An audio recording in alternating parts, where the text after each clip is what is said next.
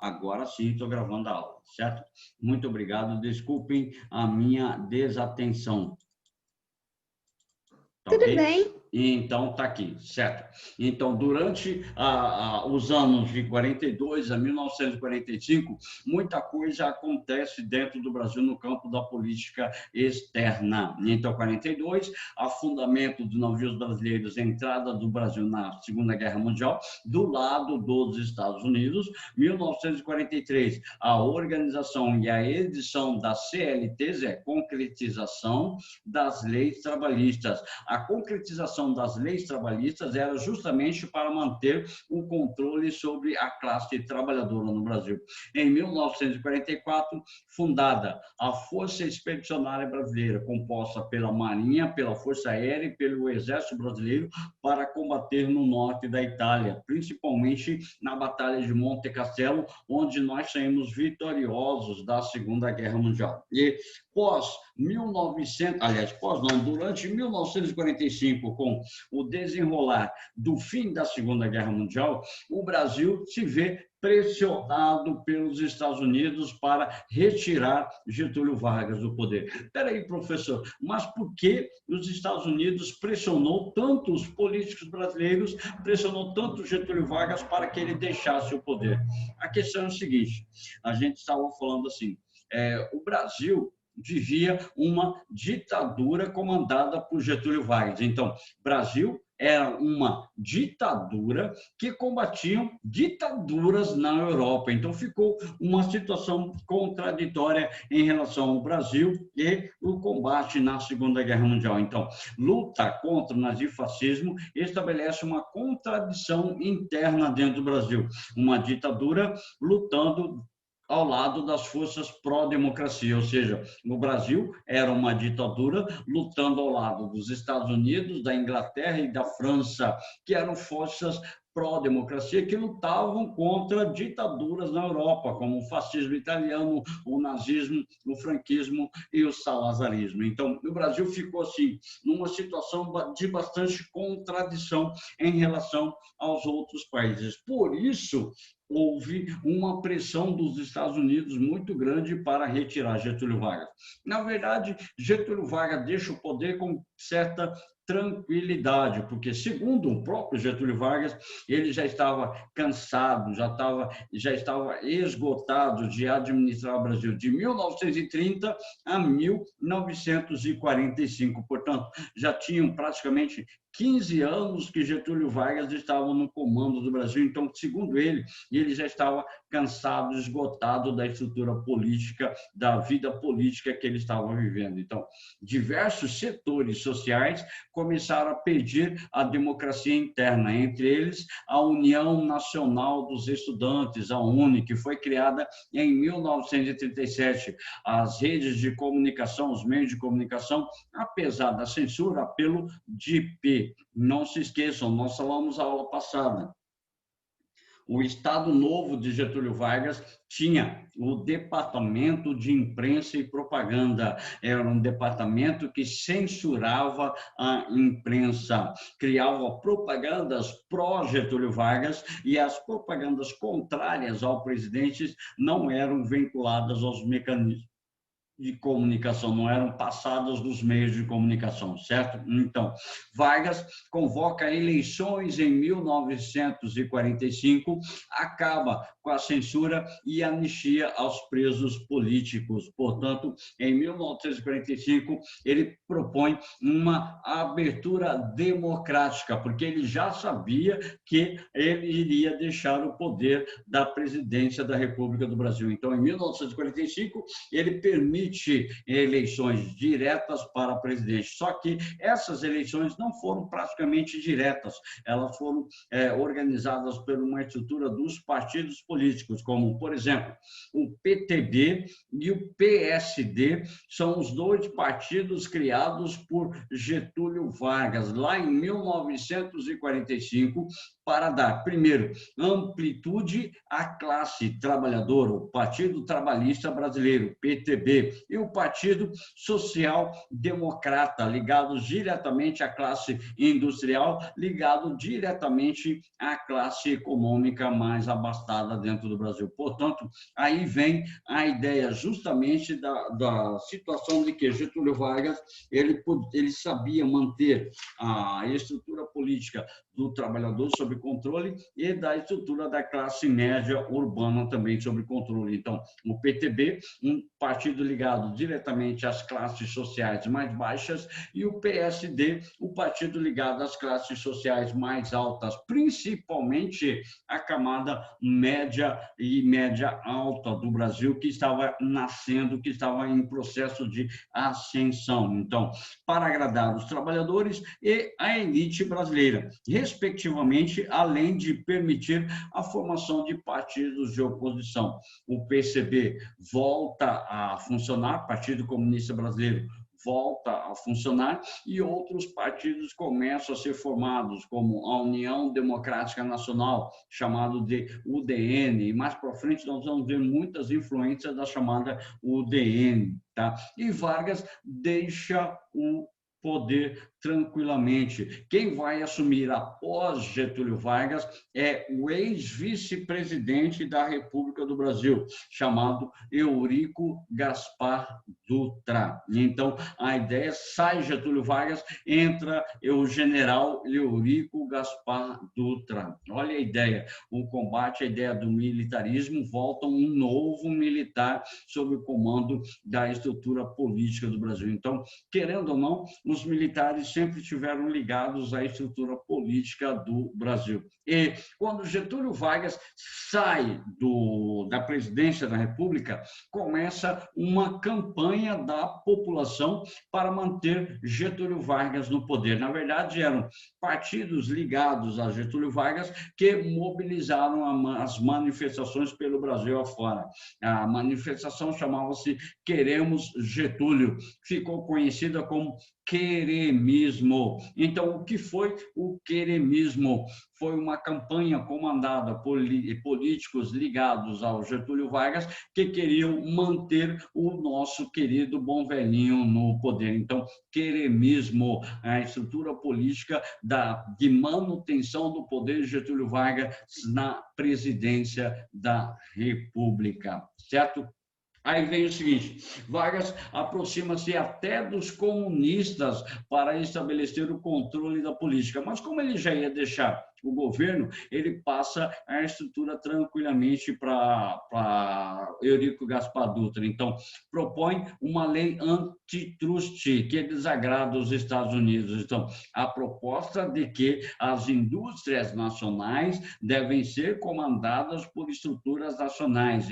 Essa era a ideia do nacionalismo de Getúlio Vargas. Então, a partir daí, há um desagrado aos Estados Unidos, aumenta a pressão sobre Getúlio Vargas. Em 1945, ele é afastado do poder pelo Exército e influenciado pelos Estados Unidos. Não se esqueçam disso, Vargas só deixa a presidência da República porque ele foi influenciado por pressão norte-americana, que temia uma nova tentativa de golpe do presidente, ou seja, muita gente acreditava que Getúlio Vargas estava pronto para dar um novo golpe na presidência da República. Então, Vargas retorna para São Borja, no Rio Grande do Sul, onde ele tinha uma fazenda gigantesca, se estabelece lá e ele recebe o cargo de senador da República do Brasil. Então, olha aqui, Vargas retorna para São Borja, é eleito posteriormente senador da República por 2 estados ao mesmo tempo. Olha só, ele foi senador pelo estado do Rio Grande do Sul e senador pelo estado de São Paulo ao mesmo tempo. Portanto, a influência de Getúlio Vargas não deixa de ser estabelecida na política do Brasil. Então, o José Niares era o presidente do Supremo Tribunal Federal, assume o poder até que as eleições tivessem transcorrido com um novo presidente, ou seja, José Niares assume ali provavelmente de agosto até dezembro, quando assume o nosso querido Eurico Gaspar Dutra, tá ok? E aí começa uma nova fase dentro da estrutura da América Latina. Portanto, nós vamos entrar nessa fase justamente agora. Então, diz assim, é o populismo. E, por favor, querendo ou não, cai nas provas dos vestibulares essa situação, a questão do populismo de Getúlio Vargas, Juan Domingues Perón, Lázaro Cárdenas e outros representantes do chamado populismo na América. Diz assim, tá? O populismo foi um tipo de governo que possui as seguintes características. Primeiro, autoritarismo, estatismo, corporativismo, culto ao líder, combinado com as concessões parciais e as camadas mais pobres da população, visando obter o seu apoio. Era justamente o que Getúlio Vargas fazia. Portanto, de 1930 a 1950, na América Latina, nós tivemos um fenômeno chamado de populismo. Alguns historiadores falam que até o início da década de 60 vivia-se o populismo na América. Ocorreu na América Latina entre os anos 30 e 50. E tem Getúlio Vargas no Brasil, Juan Domingues Perón na Argentina, Lázaro Cárdenas no México, tá? E outros indivíduos pela América Latina afora. Tá, ok? Esses indivíduos, eles têm uma ligação direta com essas ideias a respeito de Getúlio Vargas, ou seja, um ditador que estava associado, que estava apoiado pelas classes trabalhadoras, pelas classes mais baixas. Portanto, tudo que ele fazia, tudo aquilo que ele desenvolvia estava ligado diretamente às classes trabalhadoras. O Estado era um mediador dos conflitos sociais, como, por exemplo, Getúlio Vargas coordenava a organização dos sindicatos, e esses sindicatos eram manipulados por Getúlio Vargas. Então, Getúlio Vargas mantinha um certo controle desses conflitos sociais. Havia um nacionalismo econômico, criação de empresas estatais e obras públicas. Getúlio Vargas foi um dos maiores presidentes que desenvolveram obras públicas no Brasil e empresas públicas. Não no primeiro mandato, mas no segundo mandato de Getúlio Vargas, a criação de empresas públicas foram tremendas, como Telebrás, como Alubras, como Alunorte, como a Vale do Rio Doce, Companhia Vale do Rio Doce, como a própria Petrobras. E até hoje, a Petrobras é uma empresa nacional, tá, ok?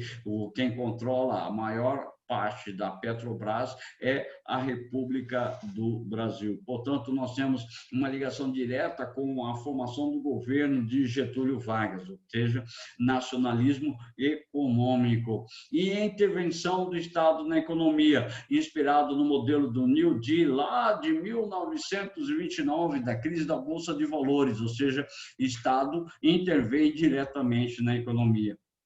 Só que essa intervenção era ampla e irrestrita. Então, o Estado poderia estabelecer intervenções em quaisquer setores da economia, da sociedade, da produção industrial. Então, isso é um reflexo direto da organização política e social dentro da estrutura da América Latina. E, no caso do Brasil, comandada sempre por Getúlio Dornelles Vargas, chamado de o Bom Velhinho. Então, o populismo foi um fenômeno desenvolvido, ocorrido dentro da América Latina durante os anos de 30 e 50 até início da década de 60, onde os principais representantes políticos, os principais presidentes, os principais ditadores, e eles estabelecem um governo forte, um governo centralizador, mas sempre voltado para as questões sociais, sempre voltado para a luta do trabalhador, sempre voltado para as questões do trabalho na sociedade. Então, eles acabavam tendo o apoio da população. eles acabavam tendo um apoio maciço das classes trabalhadoras, das classes mais baixas, evitando, assim, uma certa insatisfação desses trabalhadores. Como, por exemplo, Getúlio Vargas ele institui as leis trabalhistas no Brasil. E os trabalhadores achavam que Getúlio Vargas era o máximo, era assim o fenômeno da presidência, o fenômeno da política do Brasil, certo? Portanto, nós temos essas condições dentro da estrutura política do Brasil, certo? Ou da América Latina como um todo. Assim, a principal ideia desses grupos políticos ou desses políticos que estavam na presidência dos seus respectivos países é controlar os trabalhadores. Então, controle dos trabalhadores com criação de leis. A concretização das leis trabalhistas é um exemplo claro disso. Férias, salário mínimo, fim de semana, jornadas diárias, jornada de trabalho reduzida. Isso são condições que fazem com que o trabalhador veja o presidente da República com bons olhos, evitando assim uma certa insatisfação para os trabalhadores. Os trabalhadores estavam insatisfeitos em toda a América Latina. Com a criação dessas leis trabalhistas, os trabalhadores passam a estar sob a tutela do Estado, sob o controle do Estado. Portanto, não há greve, não há insatisfação dos trabalhadores, não há paralisação do trabalho, não há manifestações contra o presidente. Portanto, é uma forma de manter o controle dos trabalhadores e o atrelamento dos sindicatos. O que é isso, professor? Getúlio Vargas colocava gente do seu governo dentro dos sindicatos para manter os sindicatos sob controle, tá? Utilização de uma imensa imprensa governamental. Dá uma olhada nessa imagem que está à direita na nossa projeção. O trabalhador também tem o seu lugar no Estado Novo, ou seja, no meio de uma ditadura, o trabalhador demonstra sua satisfação com o presidente Getúlio Vargas, porque eles tinham direitos trabalhistas, eles tinham salário assegurado, eles tinham jornada de trabalho assegurada. Por isso, faz com que todas as insatisfações sejam suplantadas por uma condição de apoio ao presidente, certo? Criação do Departamento de Imprensa e Propaganda. O dia 1º de maio é marcado o Dia do Trabalhador. Foi criado por Getúlio Vargas. E criar um feriado direcionado para a classe trabalhadora era criar umas condições de manter os trabalhadores sob controle. Imaginem vocês, os trabalhadores todos insatisfeitos, tá? Passam a estabelecer direitos trabalhistas, eles passam a ter direitos trabalhistas. Como eles passam a ter direitos trabalhistas, eles passam a estar sob o controle do Estado, tá? E, a partir daí, eles começam a desenvolver ações de apoio ao presidente. Aí o presidente vai e cria um feriado específico para os trabalhadores. Fala, nossa, esse cara é uma maravilha. Não é à toa que ele criou-se a imagem de Getúlio Vargas como pai do trabalhador ou pai dos pobres, tá? Então, você pode encontrar essa frase por aí. Getúlio Vargas era chamado de pai dos pobres e mãe dos ricos, porque, ao mesmo tempo que ele concedia privilégios à classe trabalhadora, ele também não esquecia da classe burguesa, que era fundamental para o desenvolvimento da economia no Brasil, tá? Só que teve um problema, tá? O descaso com o trabalhador rural. As leis trabalhistas não chegavam ao campo. Então, Getúlio Vargas, ele priorizou o trabalhador urbano, mas o trabalhador rural não gozava dos mesmos direitos de que um trabalhador urbano, como, por exemplo, jornada de trabalho, como férias e salário mínimo. Não existia uma ideia, um conjunto de leis voltadas para o trabalhador rural. Então, nesse aspecto, o governo de Getúlio Vargas pecou e pecou muito, tá ok? Então, os direitos trabalhistas não chegavam à estrutura do campo, ou não chegavam ou não eram praticados na estrutura do campo, certo? Aí nós temos a aproximação das camadas populares. Por isso que nós chamamos de governo populista, onde a população apoiava e muito, tá, a estrutura do governo do presidente Getúlio Dornelles Vargas. Então, ele é chamado o presidente populista da América Latina. Eu vou falar uma coisa agora, é só uma questão de analogia, tá? Só uma questão de exemplo, não é defesa de ideal político, de ideário político, nem nada, tá ok? Por favor, é só um exemplo, já que tocamos no assunto Getúlio Vargas, tá? Vargas é considerado o presidente mais populista da história. Só que, recentemente, jornais, revistas do mundo todo estabeleceram comentários acerca do governo do ex-presidente Luiz Inácio da Silva, dizendo que ele é o presidente mais populista, até mesmo mais populista do que Getúlio Vargas, porque ele soube trabalhar com as classes trabalhadoras, ele soube trabalhar com a classe da população mais pobre do Brasil. Então, isso fez com que ele tornasse mais populista do que o próprio Getúlio Vargas. Isso é só uma informação paralela a Getúlio Vargas. Por favor, não faz parte da ideologia política do professor a respeito da ideia do presidente Luiz Inácio da Silva. Tá ok? É só uma analogia que nós estamos fazendo, porque o conteúdo reflete a questão do populismo. Pegou a ideia? Então, eu preciso que você entenda o que é realmente essa estrutura do populismo. Tá ok? O populismo, então, é a ideia do Estado, do governo ou da presidência da República que governa para as classes trabalhadoras. Tem uma aproximação muito maior das chamadas classes trabalhadoras, e o desenvolvimento da política está centrado diretamente no atendimento às necessidades da população. E isso, é claro, atrai o grande apoio da população para a estrutura política dentro do Estado brasileiro durante a década de 30 até a década de 50, certo? Então, sim, aí vem essa questão, tá? Incentivo ao mercado interno. Dentro dessa ideia do populismo, a ideia é desenvolver o mercado interno, é desenvolver a economia nacional, evitando que o país torne-se dependente da economia de outros países.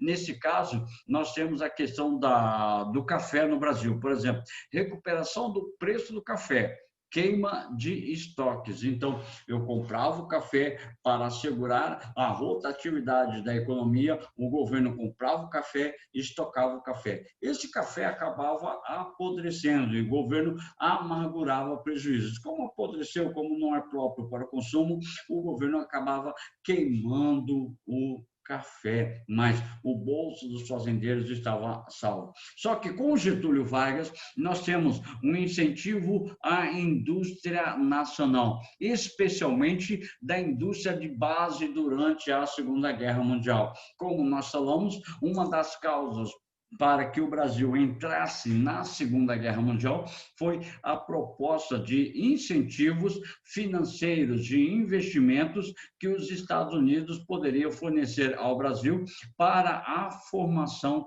da chamada Companhia Siderúrgica Nacional. Foi a primeira companhia de aço do Brasil criada sob a tutela do Estado brasileiro. Portanto, a CSN, Companhia Siderúrgica Nacional, criada por Getúlio Vargas para desenvolver a produção do aço dentro do Brasil e fornecer matéria-prima para as outras indústrias, certo?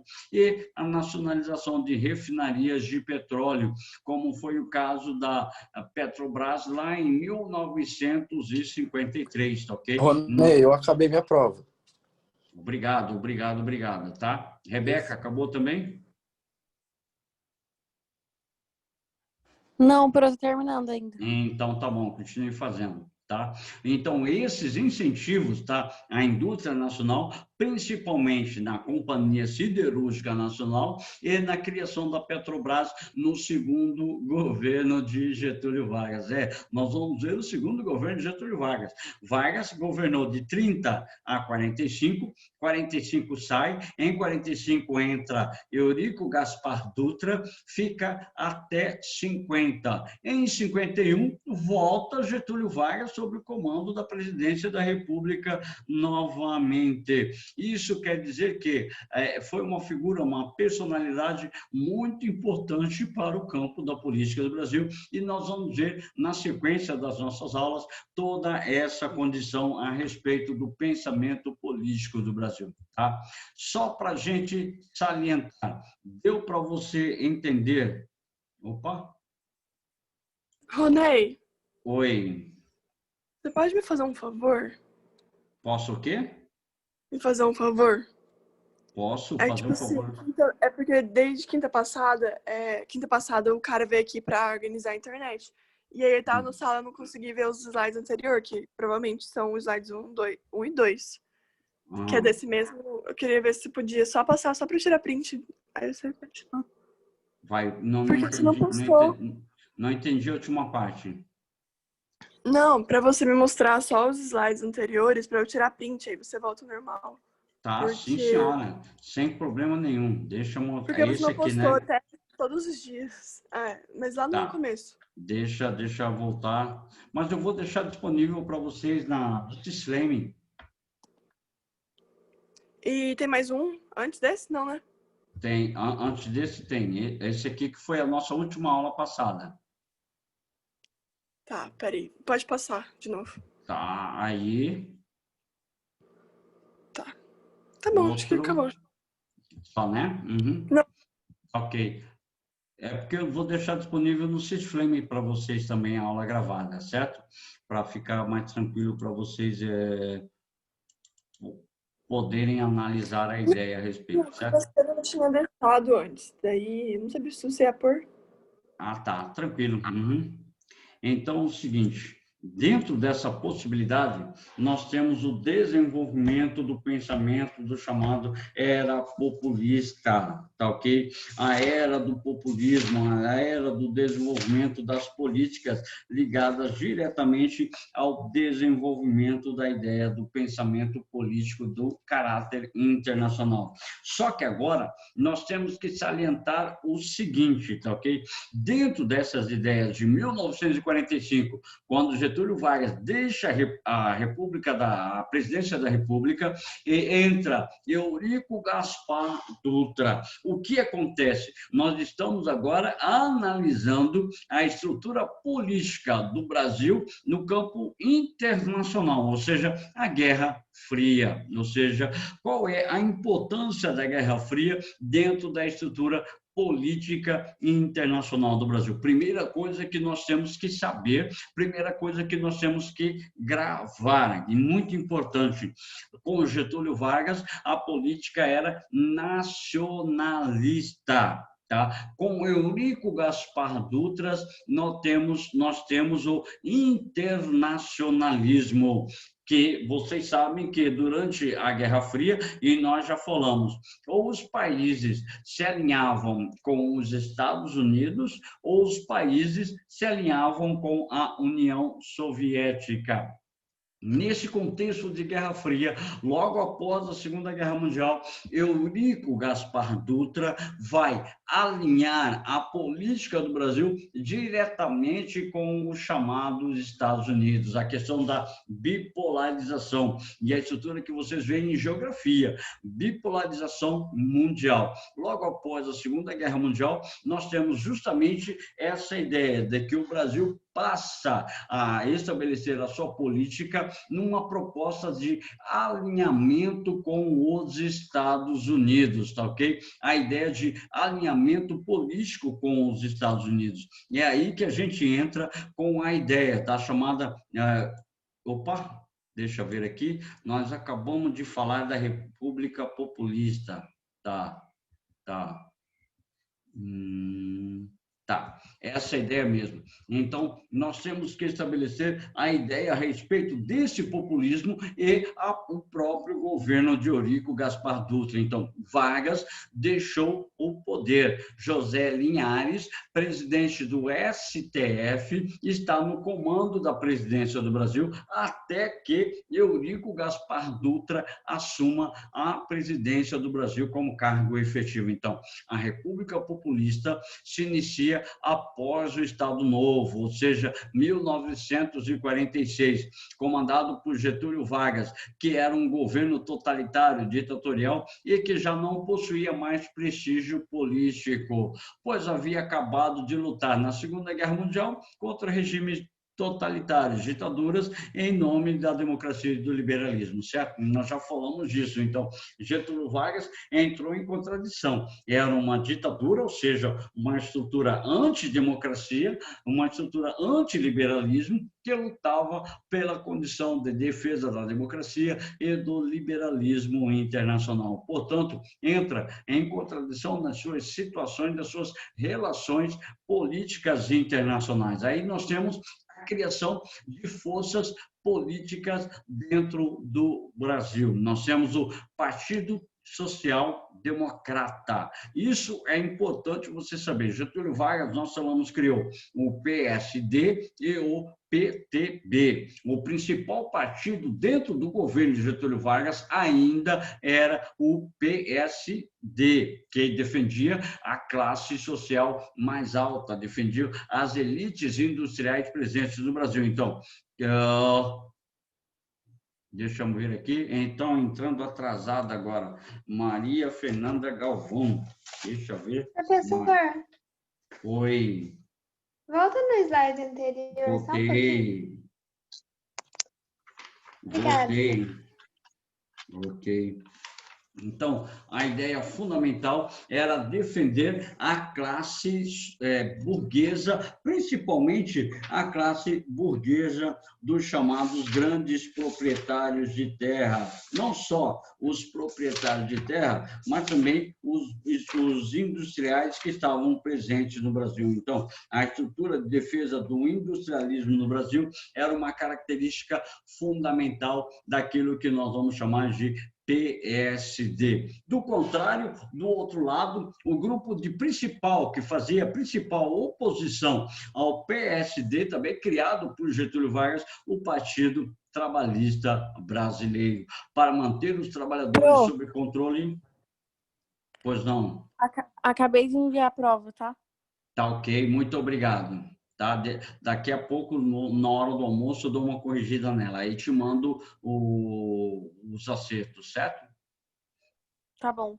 Ok. Então, necessariamente, dentro dessa possibilidade de desenvolvimento da política, de um lado, PSD, do outro lado, PTB. PSD, a elite rural e a elite urbana associada dentro de um partido. E o PTB, o Partido Trabalhista Brasileiro, a classe trabalhadora de estrutura urbana, tá? A estrutura urbana, o operariado do Brasil, reunidos dentro do chamado PTB, Partido Trabalhista Brasileiro. E dentro dessa possibilidade, nós temos, assim, alguns políticos que vão estar ligados à estrutura do PSD, o JK, Juscelino Kubitschek, Ulisses Guimarães e Tancredo Neves. Mais conhecido de vocês é o JK, o Juscelino Kubitschek, devido à construção de Brasília.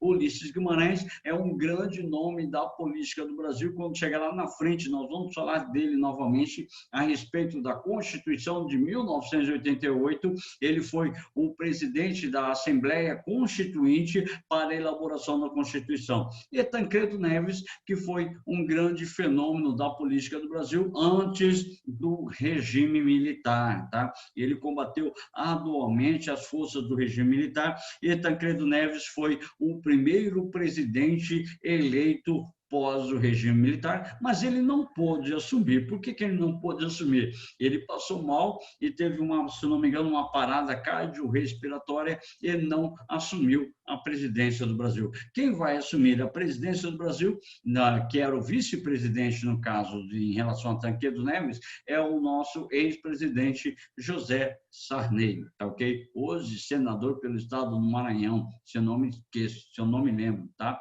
Então, assim, a estrutura do PSD, a base rural, industriais, banqueiros, latifundiários associados a Getúlio Vargas. Portanto, a classe alta urbana e também a classe alta, os grandes proprietários rurais estavam ligados a essa estrutura. Do outro lado, nós temos a chamada o PTB, a base dos sindicatos legalizados durante o governo de Vargas. Força nas grandes cidades, principalmente Rio de Janeiro, São Paulo, Contagem, Minas Gerais, que eram as principais cidades industriais do Brasil na época. Criado por Getúlio Vargas, defendiam o chamado nacionalismo econômico. Eles estavam ligados diretamente à intervenção da economia, intervenção do Estado na economia. Principais representantes, Getúlio Vargas, é claro, tá? João Goulart e Leonel Brizola. João Goulart e Leonel Brizola são outros grandes nomes do pensamento político do Brasil. João Goulart chegou a ser presidente do Brasil antes do regime militar, tá? Governou por aproximadamente um ano, tá? A estrutura política do Brasil até sofrer o golpe dos militares em 1964. Tá? E Leonel Brizola, que sempre foi um político, foi deputado pelo estado de São Paulo, deputado pelo estado do Rio Grande do Sul, foi, se não me engano, senador da República do Brasil. Então, ele passou a vincular a ação dos trabalhadores. Quando termina o regime militar, Ivete Vargas, sobrinha de Getúlio Vargas, vai expulsar Leonel Brizola do PTB. Eles têm um desacordo, entram numa disputa política e a Ivete Vargas acaba expulsando o Leonel Brizola do PTB e ele vai fundar o PDT, Partido Democrático Trabalhista. Tá? Então, essas ideias estão na relação da estrutura do poder político entre um Estado e outro, ou entre um grupo e outro. E a chamada UDN, União Democrática Nacional. Era assim, PSD, UDN e PTB. Tá, ok? O PSD, a principal força política, a UDN, a segunda maior força política, e o PTB, Partido Trabalhista Brasileiro, dentro dessa estrutura política do Brasil. Então, eles eram todos antigetulistas, toda a UDN era a forte oposição que se estabelecia em relação a Getúlio Vargas. Era contra a intervenção do Estado na economia. Deixa eu ver aqui. Sim. Não era, a Maria Eduarda, não era a UDN, tá? O Leonel, vou voltar rapidinho, deixa eu ver aqui, tá? Voltar rapidinho. Leonel Brizola, ele fazia parte do PTB, isso lá na década de 40, lá na década de 50, tá? Leonel Brizola era do PTB. Lá no início da década de 80, ele vai ser expulso pela sobrinha de Getúlio Vargas do PTB. Era a chamada Ivete Vargas, que era o presidente do partido do PTB. Então, Leonel Brizola, ele funda o PDT, não a UDN. A UDN era o partido na época de Getúlio Vargas. Quando eu falei que ele funda o PTB, é logo bem depois do governo de Getúlio Vargas, depois do governo militar. Tá, ok? Então, ele é expulso do PTB e funda o PDT.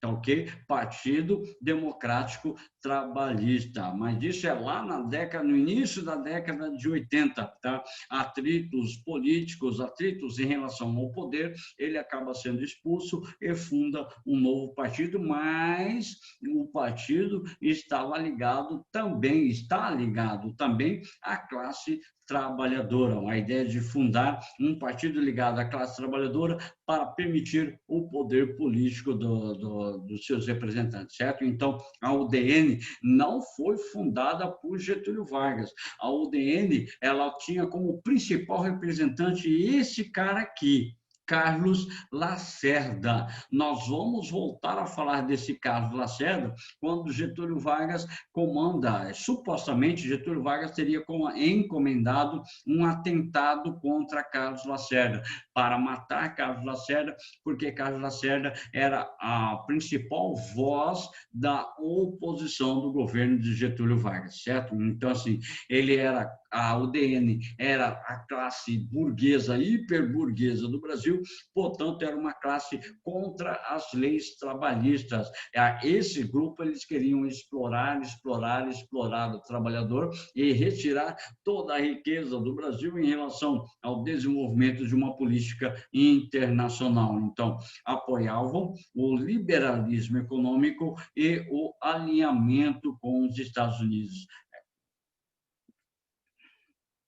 Deixa eu tomar uma água aqui.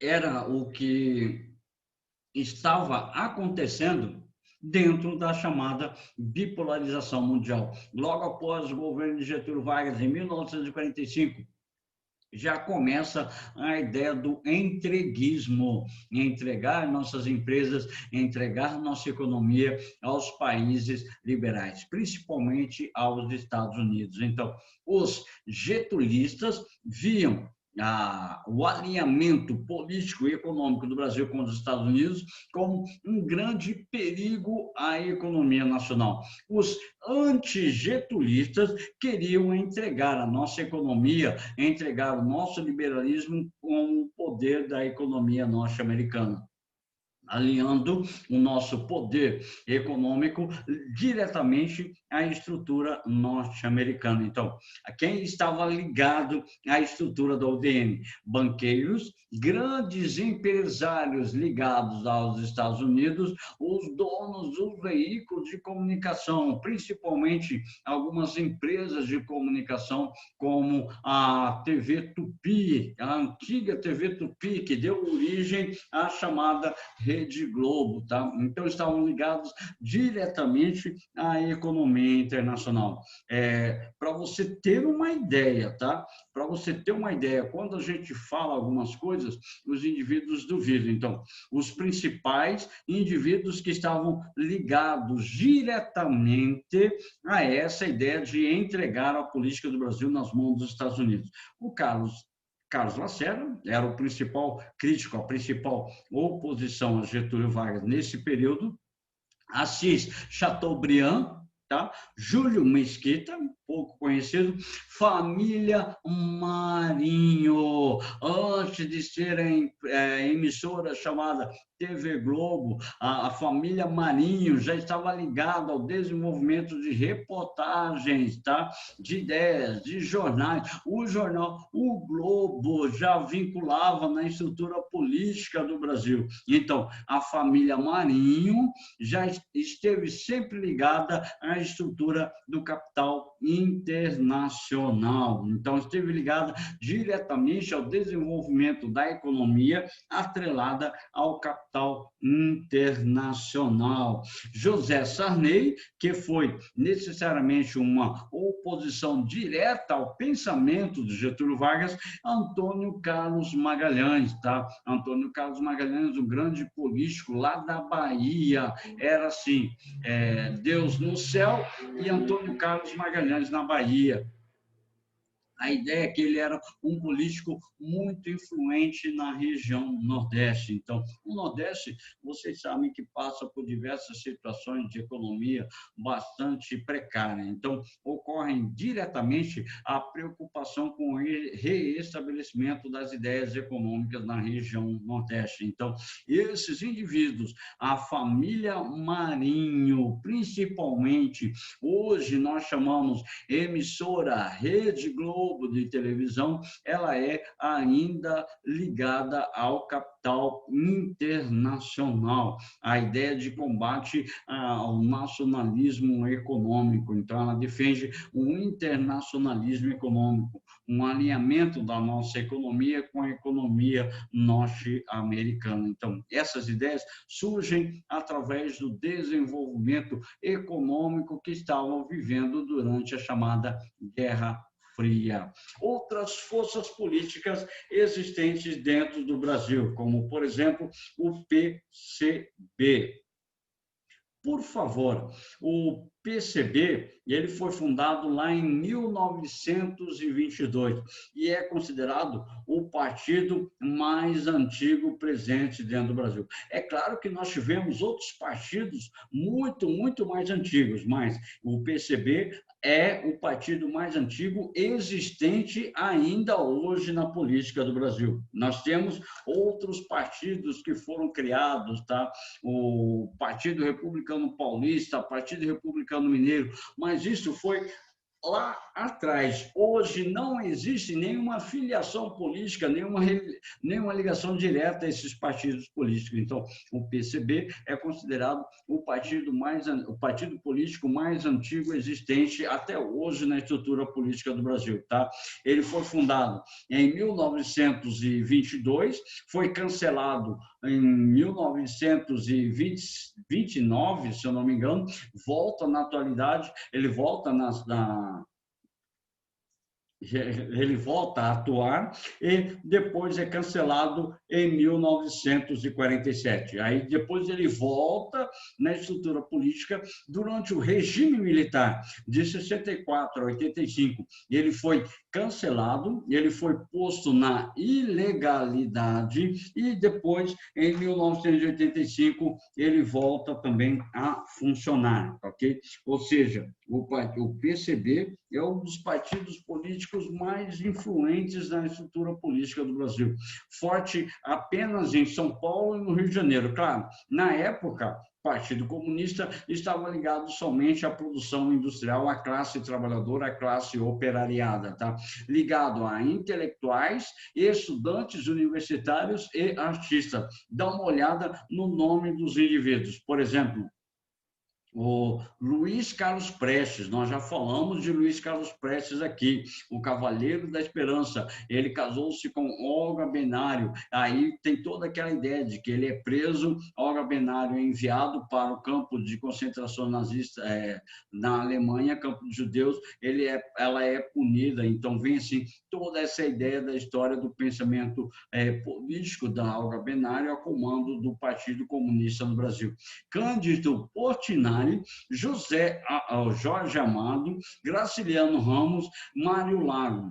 Caio Prado Júnior é um grande escritor e um sociólogo do Brasil ligado ao pensamento marxista. E Oscar Niemeyer, tá? Eu creio que todos vocês já ouviram falar de Oscar Niemeyer, um indivíduo que projetou a cidade de Brasília. E aqui em Campo Grande, nós temos uma obra projetada por Oscar Niemeyer, e é a Escola Maria Constança de Barros Machado. Ela fica como chama a rua?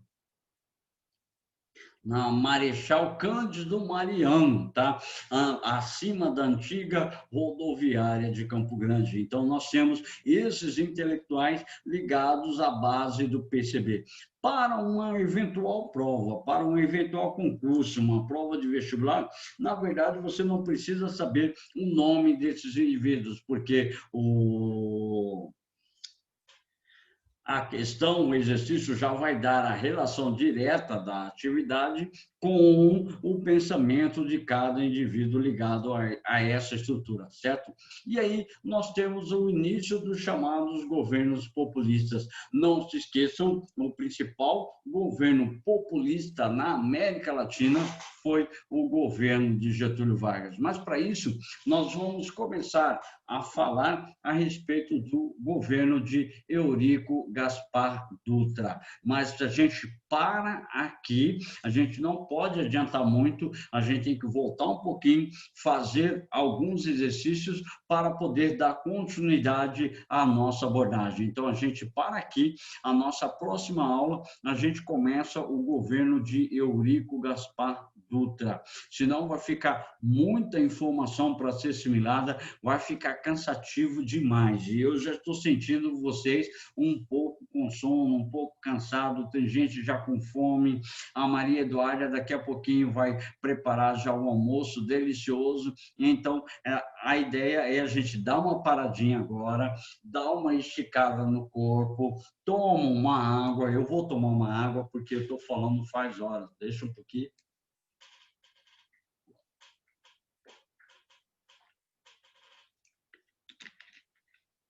Muito calor, muito quente, hidratação tem que ser constante, tá? Dá uma esticadinha, se quiser, levanta da sua cadeira, levanta da sua cama, levanta do seu sofá, dá uma esticada, dá uma espreguiçada. Aragão, acorda aí, Aragão, tá? Dá uma esticada no corpo, tá? Para o corpo não ficar preguiçoso, que está ficando muito quente, muito quente. Gabriel Turque também aí, para de ficar dormindo aí e fica atrapalhando a sua mãe aí do lado, viu? Então, dá uma esticadinha, dá uma agitada, bate no rosto, joga uma água no rosto, volta para a nossa atividade. Não se esqueçam da hidratação. Deixa eu tomar mais uma água aqui.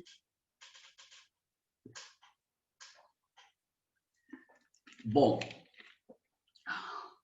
feito isso, eu preciso que vocês peguem, tá, o livro de história, a página 108. Livro de história, página 108. Os exercícios são cerca de 37. Deixa eu ver quantos são. 42 exercícios só sobre isso que a gente acabou de falar. Então, diz assim, no Enem, assim, maior parte dos exercícios são do Exame Nacional do Ensino Médio, mas nós temos exercícios da PUC, da Mackenzie, tá? Nós temos exercícios de outras entidades de vestibulares muito importantes em relação ao desenvolvimento da prática do governo de Getúlio Vargas. Então, um dos conteúdos de história que mais caem na prova do Enem é essa ideia da República Populista de Getúlio Vargas. Então, não tem como escapar. Para quem vai fazer a prova do Enem, para quem for fazer vestibular em São Paulo, quem for fazer, por exemplo, Fundação Getúlio Vargas, é óbvio que vai cair exercício a respeito de Getúlio Vargas. Então, a FGV, a PUC de São Paulo, ok? A PUC de Campinas, a PUC do Rio de Janeiro, cobram exercícios acerca de Getúlio Vargas. Então, o livro de história é o livro 2A. Nós ainda não começamos o livro 2B. Tá? O livro 2B é para o quarto bimestre. Nós ainda estamos no terceiro bimestre. Então, vamos dar tempo, vai ter tempo suficiente para a gente terminar o livro 2B e 2A e começar o 2B. Pega, por favor, o exercício número 1 da página 108. Por favor, eu vou pedir que vocês continuem com vossas webcams desligadas, tá? Eu não vou exigir que vocês abram vossas webcams, tá? Se quiser, tudo bem. Se não, pode continuar com a sua webcam desligada. Tem gente que morre de vergonha de ficar com a webcam ligada. Então, eu não consegui passar para projeção as atividades. Portanto, a gente vai fazer com o livro. Eu com o meu livro aqui, você com o seu livro aí, certo? A próxima aula que a gente for fazer exercícios, eu jogo os exercícios na projeção para a gente poder visualizar melhor, certo? Exercício número 1 do Exame Nacional de Ensino Médio. Diz assim: de março de 1931 a fevereiro de 1940, foram decretadas 150 leis novas de proteção social e de Professor, Pois não? que página é mesmo? Página 108. Obrigada. 108, página 108, exercício 1. De março de 1931 a fevereiro de 1940, foram decretadas mais de 150 leis novas de proteção social e de regulamentação do trabalho em todos os seus setores. Todas elas têm sido simplesmente uma dávida do governo. Desde aí, o trabalhador brasileiro encontra nos quadros gerais do regime o seu verdadeiro lugar. A adoção de novas políticas públicas e as mudanças jurídicos institucionais ocorridas no Brasil com a ascensão de Getúlio Vargas ao poder evidenciam o papel histórico de certas lideranças e a importância das lutas sociais na conquista da cidadania. Deste processo resultou letra A, criação do Ministério do Trabalho? Não. Houve a criação do Ministério do Trabalho, mas não como um resultado dessas leis. Então, joga fora a letra A. Letra B, legislação previdenciária? Não, joga fora. Legislação previdenciária é lá por volta do período militar, então joga fora. Criação da Justiça do Trabalho? Houve a criação do Ministério do Trabalho e da Justiça do Trabalho, mas não como resultante dessas leis, tá? Legislação trabalhista, que atendeu reivindicações dos operários, garantindo-lhes vários direitos da formação da proteção. Correta resposta, letra D, de professor Docinho. Pode marcar aí, legislação trabalhista que atendeu às reivindicações dos operários e garantindo-lhes vários direitos de formação e proteção. Então, a legislação previdenciária, a Justiça do Trabalho e a criação do Ministério do Trabalho é pós-1940. Então, a gente deixa de lado. Então, letra E, decretação da concretização das leis trabalhistas, leis do trabalho, que impediu o controle estatal sobre as atividades políticas da classe operária. Tá? Estaria certo se não estivesse impediu, tá? Que me permitiu, seria correto. Então, não impediu, permitiu o controle estatal sobre as atividades políticas da classe operária. Então, joga fora a letra E e fica com a letra D de professor Docinho. Marca aí, por favor. Exercício número 2, também do Exame Nacional de Ensino Médio. A regulação das relações do trabalho compõe uma estrutura complexa em cada um dos elementos se ajusta aos demais. A Justiça do Trabalho é apenas uma das peças dessa vasta engrenagem. A presença de representantes classistas na composição dos órgãos da Justiça do Trabalho é também resultante da montagem dessa regulação. O poder normativo também reflete essa característica, instituída pela Constituição de 1934. A Justiça do Trabalho só vicejou no ambiente político do Estado Novo, instaurado em 1937. Então, a ideia é estabelecer justamente o controle da classe trabalhadora, o controle das atividades em relação ao desenvolvimento do trabalho. Então, a criação da referida instituição estatal, a Justiça do Trabalho, na conjuntura histórica abordada, teve por objetivo. Então, qual foi o objetivo da criação, da elaboração da Justiça do Trabalho? Legitimar os protestos fabris? Não. Ordenar os conflitos laborais? Pode ser. Oficializar os sindicatos plurais? Não. Sindicatos plurais seriam sindicatos onde englobam diversos setores. Os sindicatos eram estruturas individuais e não plurais. Então, assegurar os princípios liberais? Não. Vargas era antiliberalismo. E unificar os salários profissionais? Nunca a ideia de unificação do salário dos profissionais, dos trabalhadores da classe popular, tudo bem. Então, nós ficamos com a letra B.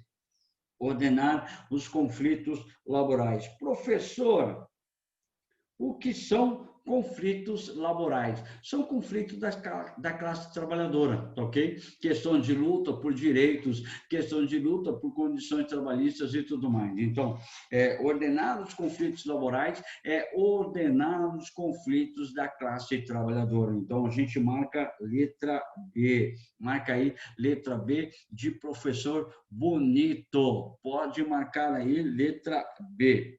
Mais um exercício. Como são muitos, tá? Como são diversos exercícios, nós vamos fazendo assim: 1, 2, 4, 10, 15, 20, tá? Eu selecionei alguns aqui que são importantes. Agora a gente faz o exercício número 5. Por favor, o exercício de número 5.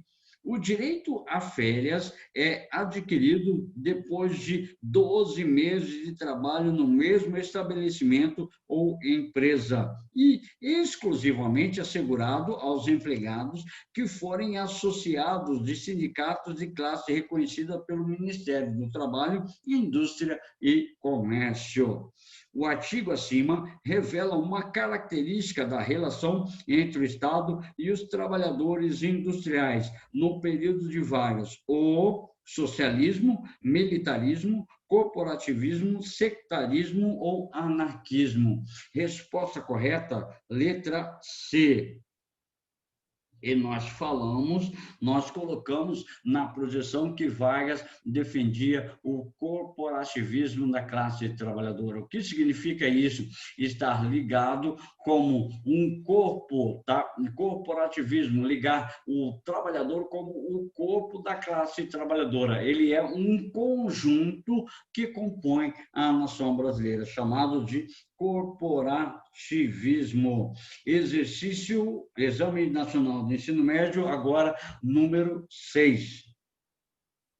Bandeira do Brasil. És hoje a única, hasteada a esta hora em todo o território nacional. Única e só. Não há lugar no coração do Brasil para outras flâmulas, outras bandeiras, outros símbolos.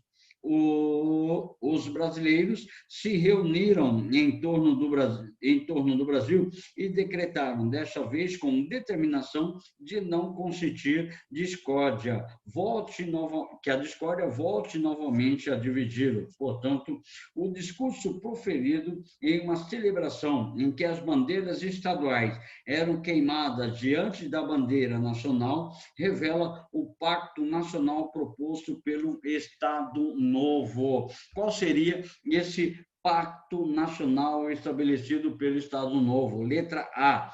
Supressão das diferenças socioeconômicas entre as regiões do Brasil, priorizando as regiões estaduais carentes. Não houve nenhuma ideia de supressão dessas diferenças. As diferenças continuaram. Letra B. Orientação do regime quanto ao reforço do federalismo, espelhando-se na experiência política norte-americana. Não, Getúlio Vargas não era internacionalista. Getúlio Vargas era nacionalista, por isso não se espelhava na estrutura norte-americana. Letra C. Adoção de práticas políticas autoritárias, considerando a contenção dos interesses regionais respectivos. Se nós estamos falando do Estado Novo, dentro do Estado Novo tinha realmente essas práticas autoritárias que impediam, tá, os interesses regionais. Principalmente, a ideia era o interesse nacional em supressão aos interesses regionais. Então, pode ser a letra C. Letra D, propagação de uma cultura política avessa aos direitos cívicos, nunca, jamais. Era sempre ligada ao civismo. Letra E, defesa da unidade do território nacional, ameaçado por movimentos separatistas contrários à política de Vargas. Nós tínhamos realmente indivíduos que eram contrários à política de Getúlio Vargas, mas separatistas não, ou seja, criar um novo Estado, criar um novo país por ser contra Getúlio Vargas, não. Então, marca letra C, de professor Coraçãozinho, tá ok? Professor Coraçãozinho. Deixa eu ver mais um exercício que a gente vai fazer a respeito do... Qual que é o exercício que eu marquei? Deixa eu ver aqui.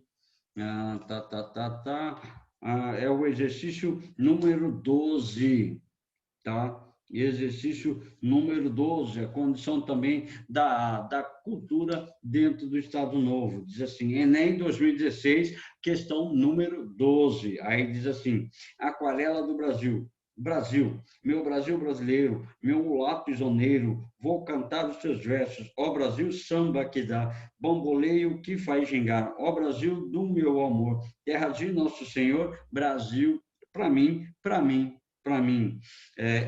Abre essa cortina do passado, tira a mãe preta do cerrado, bota o rei Congo do Congado, Brasil para mim. Deixa cantar de novo o trovador, na memória da luz da lua, toda a canção do meu amor.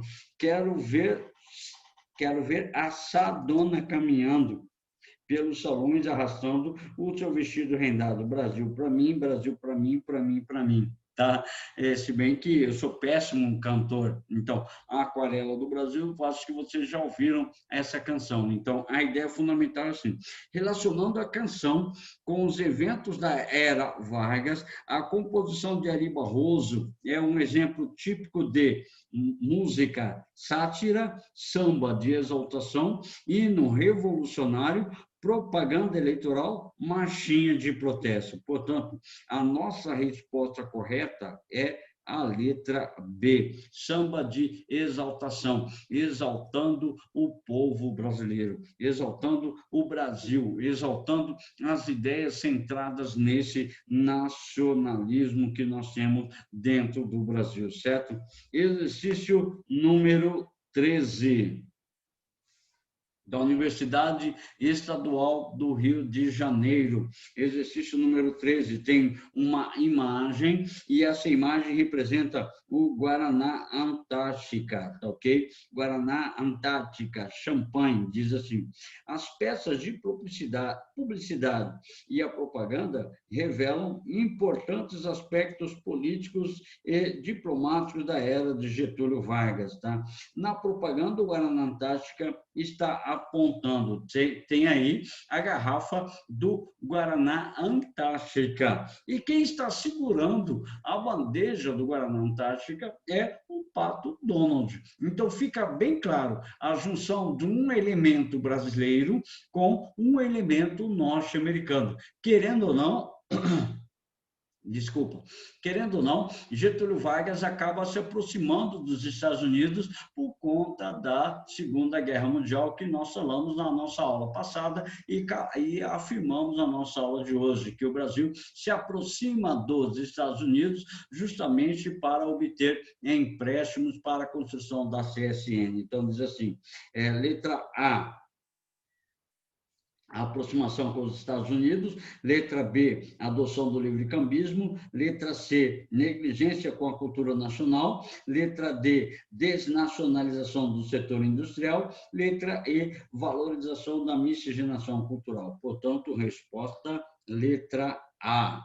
Tá? Exercício resposta, letra A, aproximação dos Estados Unidos, tá ok? Então, essa ideia está ligada diretamente ao desenvolvimento das práticas políticas dentro do Brasil, tá?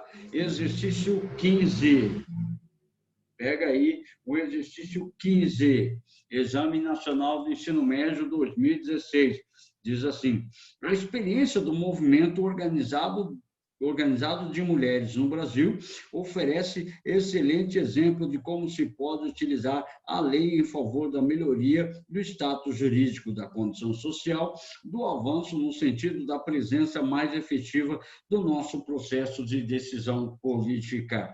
Ao longo de quase todo o século XX, com mais intensidades em algumas décadas do que outras, as mulheres brasileiras conseguiram obter vitórias expressivas, algumas vezes abolindo dispositivos legais discriminatórios, outras vezes conseguindo aprovar novas leis. Então, durante o governo de Getúlio Vargas, não se esqueçam, principalmente, a primeira ação de liberdade de direito de voto para as mulheres foi criada no governo de Getúlio Vargas, em 1934. Tá ok? A partir de 1934, as mulheres tinham o direito de voto, mas você sabe que para uma mulher votar, ela deveria ser, no mínimo, alfabetizada para poder votar. E parte das mulheres brasileiras nesse período não eram alfabetizadas, e vocês sabem muito bem. Então, era uma restrição a um grupo bem mínimo de pessoas que exerciam o poder de voto. Então, diz assim: a atuação do movimento social abordado no texto resultou, na década de 30, em letra A, direito de voto, letra B, garantia de cotas, não, letra C, acesso ao trabalho, não, letra D, organização partidária, não, letra E, igualdade de oportunidades, não. Portanto, a gente fica com a letra de professor Amorzinho. Pode marcar aí exercício letra A, tá? O próximo exercício que nós vamos fazer, tá? Para a gente poder ir para o nosso almoço, é o exercício número 17. Pega aí o exercício da página 112, exercício 17. Só mais esse, e aí a gente vai para o nosso almoço, tá ok? Começa assim: o Exame Nacional do Ensino Médio. Podeis interrogar, talvez, quais são as aspirações das massas obreiras e quais são os seus interesses. E eu vos responderei: ordem e trabalho. Em primeiro lugar, a ordem, porque na desordem nada se constrói. Porque num país como o nosso, onde há o trabalho a realizar, onde há tantas iniciativas a adotar, onde há tantas possibilidades de desenvolver, só a ordem pode assegurar a confiança e a estabilidade. O trabalho só pode desenvolver-se num ambiente de ordem. Então, esse foi o discurso de Getúlio Vargas, proferido durante o início do Estado Novo, tá? Envolve uma estratégia política na qual se evidencia: letra A, estímulo à ação popular que poderia tomar para si o poder político, não, porque a classe popular não queria tomar o poder político. A classe popular nada mais queria que os seus direitos fossem assegurados. Então, joga fora letra A. Letra B, disfarce das posições socialistas como anseios populares. Não, necessariamente, não é um anseio popular as ideias de caráter socialista. Letra C, dissimulação do nazismo para sua aceitação pela elite política, e também não. Getúlio Vargas não estabeleceu essa ideia de aproximação com o chamado nazifascismo. Então, joga fora. Letra D, o debate sobre as políticas do Estado, objetivando o consenso entre os partidos. Não havia nenhum consenso entre os partidos e até hoje não há também nenhum consenso entre os partidos, tá? Sobrou, portanto, a letra E, de professor especial. Pode marcar aí a apresentação do projeto político do governo como uma demanda popular, como uma ideia direta da população. Perdão. É o Covid. É que o tempo está muito seco e tem muita poeira por aqui, eu moro próximo da Gil de Caxias, muita fuligem dos automóveis, então eu acabo pegando uma certa alergia, certo? Bom, nós conseguimos fazer alguns exercícios, nós não vamos conseguir fazer todos os 42 exercícios, mas pelo menos uma parte desses exercícios nós fizemos, tá? Agora no meu são 11 horas e 50 minutos. Temos 5 minutos para o término da aula. Eu deixo de presente para vocês e quero agradecer a vossa presença. Nossa, tem gente que já saiu da sala de aula, tem gente que já se mandou e nem me avisou. Certo? Mas tudo bem, eu agradeço a presença de vocês. José Eduardo já saiu. Rebeca, daqui a pouco eu vou corrigir, tá, a sua atividade e vou ver como ficou, certo? Ana Beatriz, um beijo para você. Maria Eduarda já precisou ir. Tá, ok? No caso, para vocês, um bom almoço, uma boa quarta-feira e a gente se encontra amanhã com mais um tempo de aula para a gente continuar nossas abordagens acerca do período do populismo, certo? Para vocês, um beijo e um bom almoço. Tchau, tchau. Tchau, Rony. Tchau, professor. Tchau, Obrigada. Arthur. Professor, Tchau, Ana. obrigada. Tchau, Isabela. Tchau. Tchau. Tchau.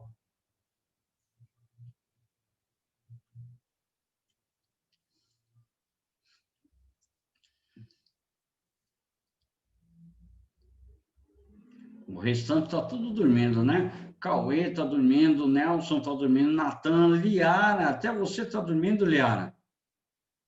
Maria Fernanda Galvão, tá aí. Pode ir para o almoço, tá? Um abraço. Tchau. Tchau. Encerrando a transmissão.